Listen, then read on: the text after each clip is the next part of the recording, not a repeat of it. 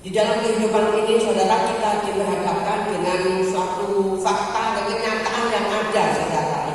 Kita diperhadapkan dengan persoalan hidup, dan iblis dengan sengaja memakai strategi menginginkan saudara dan saya kalah dan jatuh.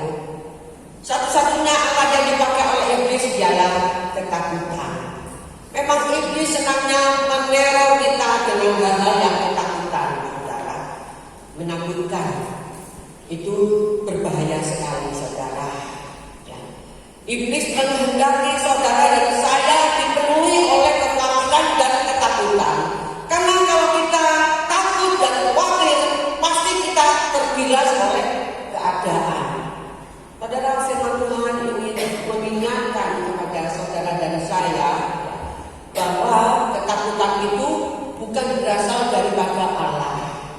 Kita perlu membaca ayatnya supaya kita tahu pasti bahwa Allah kita bukan memberikan roh ketakutan. Mari kita baca di dalam 2 Timotius 1 ayat yang ke-7. Firman Tuhan ini tidak asing lagi, sering kali kita membacanya. Dan kita pagi ini kita mau baca bersama-sama.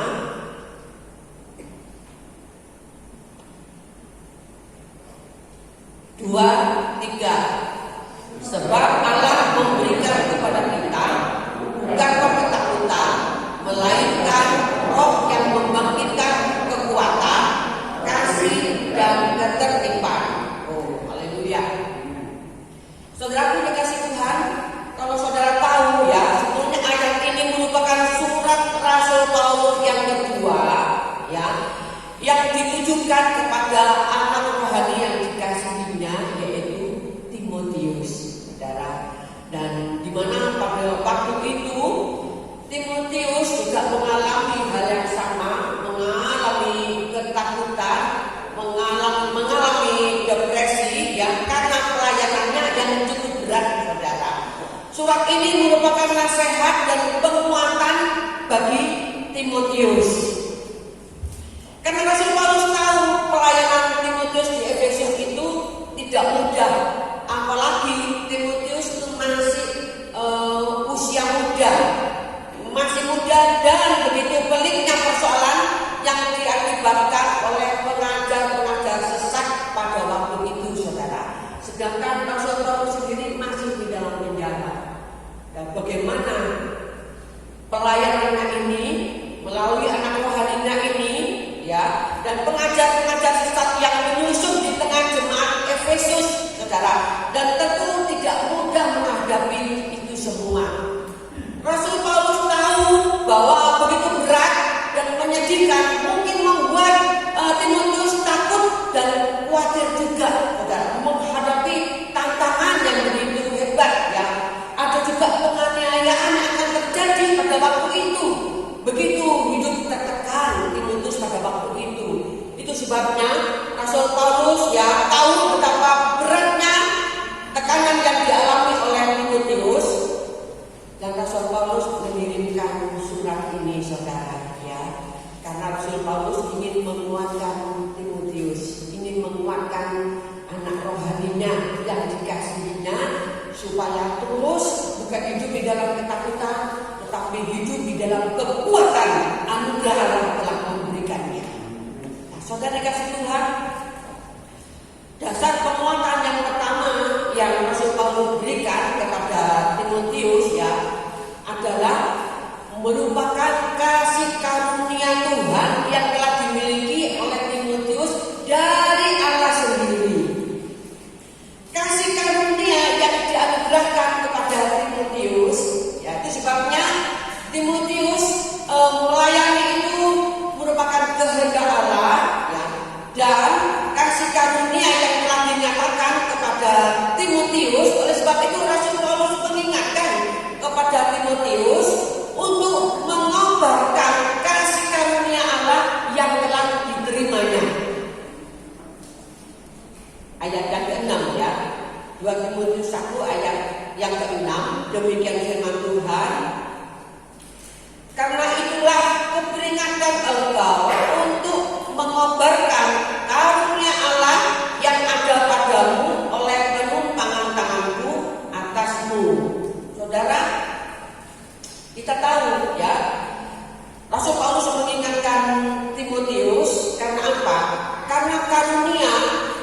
kuasa yang dicurahkan atas kita tidak secara otomatis itu tetap kuat berada pada anak-anak Tuhan, saudara. Tetapi karunia dan kuasa tersebut itu harus dinyalakan, sama seperti api, harus dikobarkan, harus dinyalakan oleh kasih karunia Allah melalui doa, melalui ketaatan kita, saudara, melalui ketekunan kita. Itu caranya mengobarkan kasih karunia Allah yang ada pada setiap kita orang yang percaya. Kasih karunia Tuhan juga ada pada setiap kita orang yang percaya, saudara. Oleh sebab itu, supaya kuasa dan karunia Tuhan yang ada pada kita terus mengobarkan terus, saudara, melalui doa yang kita naikkan kepada Tuhan, supaya karunia dan kuasa itu tetap ada pada kita, saudara. Ya, bukan itu tetap kita kuat secara otomatis, tidak. Itu sebabnya supaya kita terus hidup di dalam ketekunan melalui iman, melalui doa dan ketaatan kepada kita, karunia dan kuasa itu tetap menyertai setiap orang yang percaya. Amin, saudara. Itu penguatan yang pertama kepada Timotius. Kemudian Rasul Paulus juga memberikan penguatan yang kedua. Rasul Paulus ingin mengingatkan kepada Timotius bahwa Tuhan juga memberikan kekuatan kepadanya. Tuhan bukan hanya memberikan keselamatan, tetapi plus kekuatan yang daripada Allah dikaruniakan kepada Timotius. Itu Rasul Paulus mengingatkan kembali kekuatannya yang Tuhan karuniakan kepada Timotius.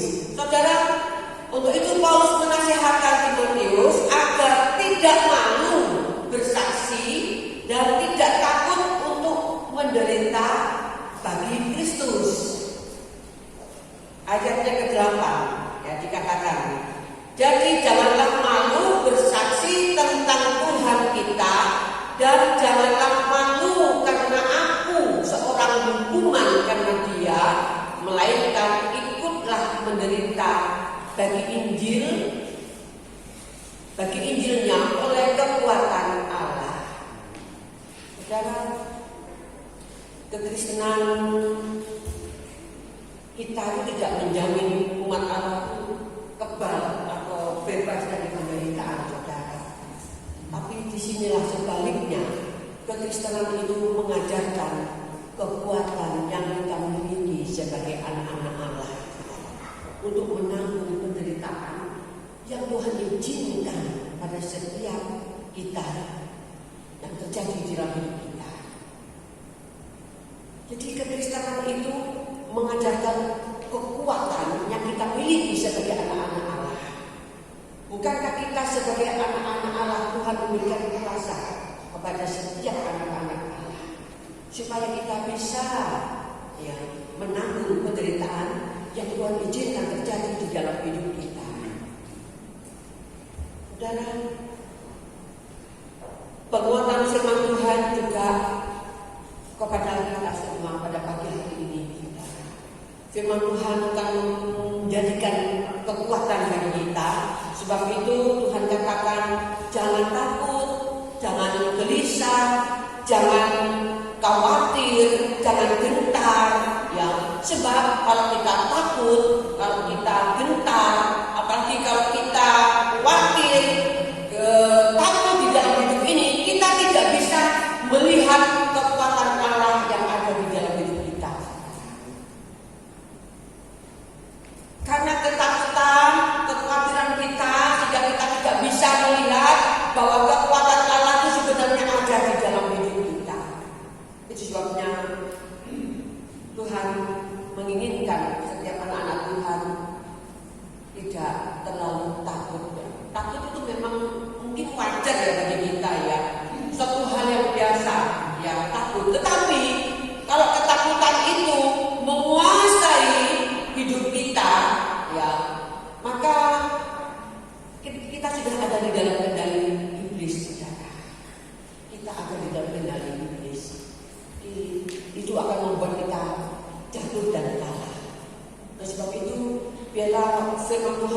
ini menjadi kekuatan saat ini bagi kehidupan kita yang menjalani hidup di dalam Tuhan seperti saat ini, saudara.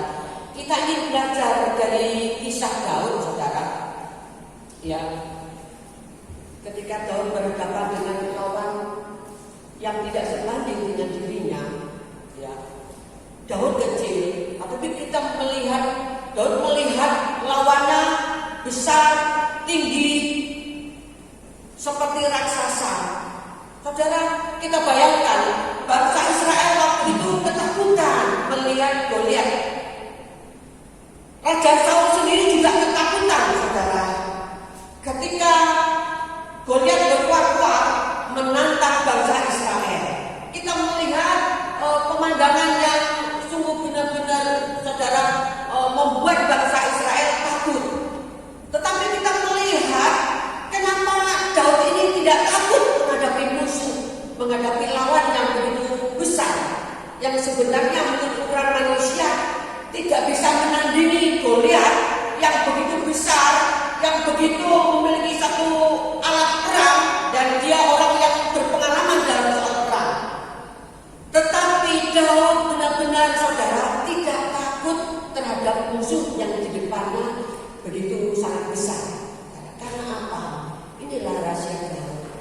Karena Daud memiliki suatu keyakinan bahwa dirinya ada roh Tuhan yang luar biasa yang menyertainya.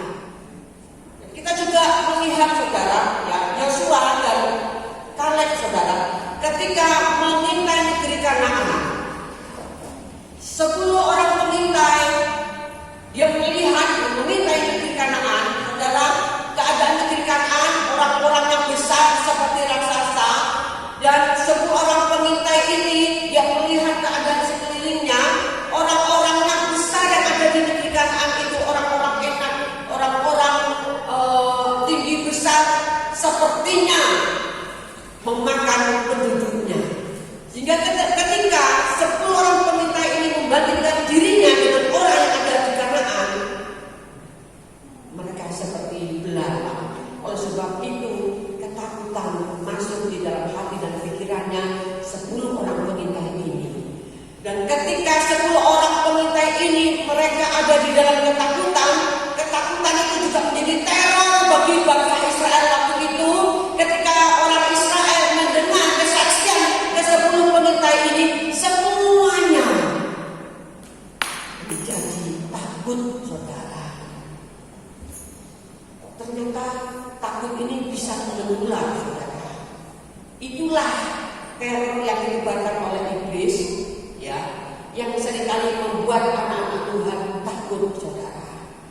Dan ini berbeda ketika Kaleb dan Yosua mereka melihat, ya, negeri Kanaan.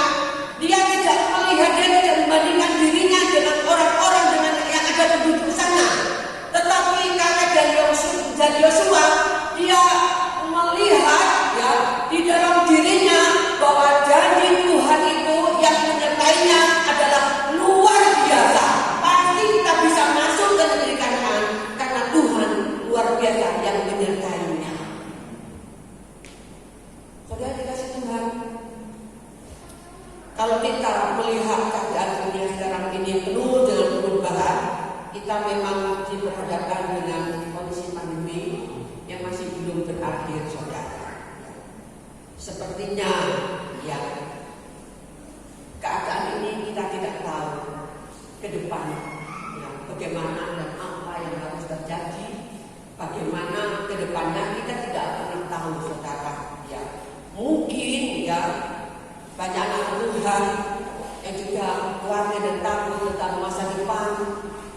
Anak-anak yang baru lulus juga, sudah lulus kuliahnya juga tidak tahu harus bekerja di mana dan masih ada nggak lapangan pekerjaan.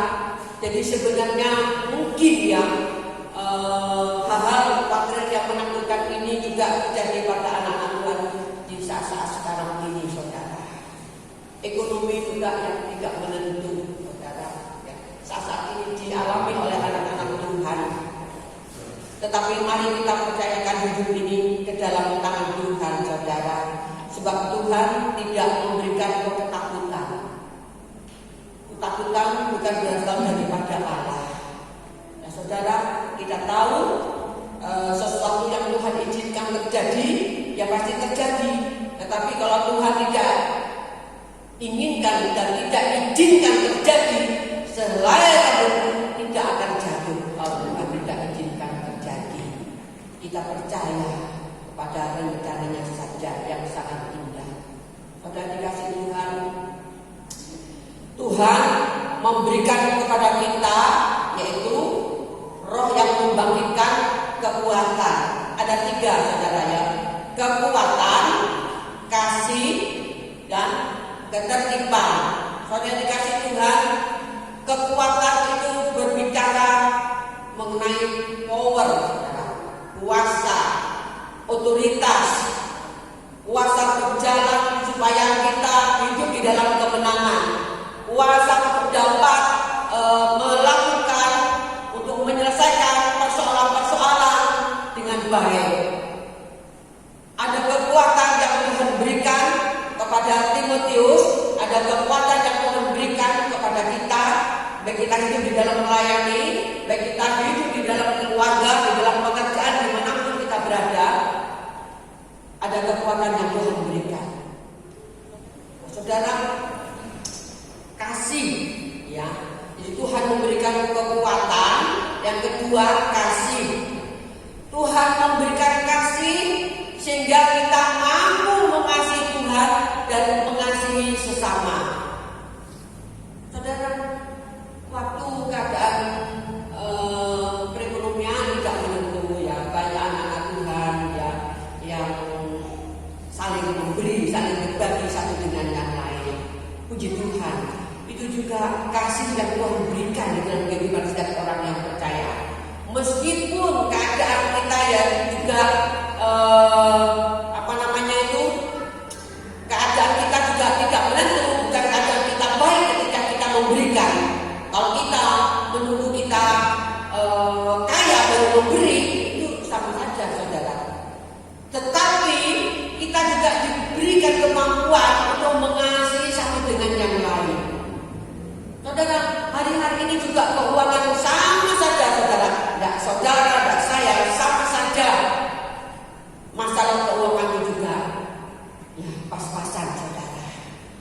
Tetapi, ya saya bersyukur kepada Tuhan di masa pandemi ini, pemeliharaan Tuhan yang luar biasa bagi saya.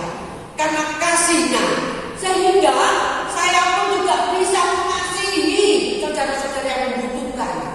Ketika ada saudara saya menelpon saya, gimana ya kondisi saat ini kok tidak menentu, sedangkan saya tidak punya uang sama sekali. Begini, saudara, persoalannya aku tidak kuat lagi dan dia menangis. Saudara, apa yang terjadi? Saya harus turun tangan.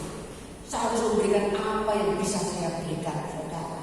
Lalu saya datangi ke rumahnya, saudara, memberikan, meskipun saya bukan orang yang berkelimpahan, tetapi itu anugerah Tuhan.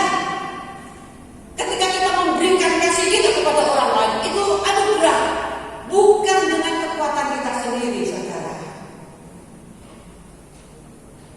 Dan kita bersyukur, ya, banyak orang-orang di tempat ini yang berbagi kasih satu dengan yang lain, memperhatikan satu dengan yang lain. Jadi memang itu kehendak Tuhan. Kita mengasihi Tuhan karena Tuhan terlebih dahulu telah mengasihi kita, saudara. Itu sebabnya Tuhan inginkan kita juga melayani sesama, mengasihi sesama, saudara. Dan yang ketiga adalah Roh Kudus akan memberikan ketertiban. Ya, ketertiban yaitu anak-anak Tuhan dimanapun berada akan menjadi berkat, saudara. Di mana-mana anak Tuhan menjadi berkat karena apa? Kehidupannya itu tertib teratur. Ketertiban itu tertib dan teratur, artinya itu di dalam pekerjaan dia bisa melakukan pekerjaan dengan benar, ya. Di dalam rumah tangga dia juga bisa mengurusi di dalam rumah tangganya, bisa mengatur dengan baik. Dan kehidupannya juga dia bisa mengatur dengan dapat melakukan pelayanannya dengan baik. Itu namanya hidup tertib, saudara, teratur, disiplin diri, saudara. Itu yang Tuhan kehendaki dan Tuhan memberikan itu kepada setiap kita yang percaya kepadanya. Oleh kuasa Roh Kudus yang ada di dalam diri kita, dimampukan ya hidup ya di dalam kekuatan Allah, di dalam kasih, di dalam ketertiban. Saudara, itu yang Tuhan memberikan kepada kita semuanya. Jadi saat ini mari kita tidak usah takut yang berlebihan, saudara, karena itu kesempatan iblis kalau kita takut, saudara. Kita tidak bisa melihat kekuatan Allah di dalam hidup kita. Oleh sebab itu, mari kita hadapi tantangan ini, karena Tuhan menyertai kita, pasti kita dimampukan dan memiliki kemenangan.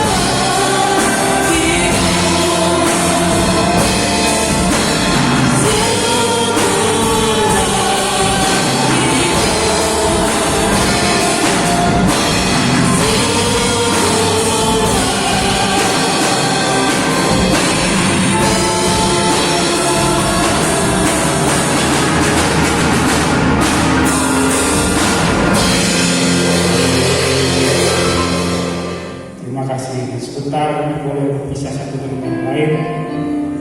Kami percaya bahwa Engkau akan menyertai kami sampai di tempat masing-masing tanpa kekurangan sesuatu apapun. Sekarang telah kedatangan saudara, pulangkan dengan damai sejahtera Allah yang berlimpah-limpah, dan kekuatan Allah yang berlimpah-limpah akan tetap menopang kehidupan saudara dan saudara. Dan berkat-berkat jasmani yang berlimpah-limpah akan memelihara hidup saudara dan saya walaupun di tengah-tengah kesulitan mulai hari ini sampai maranatha. Dan semua ini kami peroleh dalam persekutuan dengan Allah Bapa dan Putra yang tunggal, Yesus Kristus Tuhan kita, dan Roh Kudus menjamin saudara dan saya menikmati setiap janji-janji Allah di dalam nama Tuhan Yesus Kristus yang percaya boleh katakan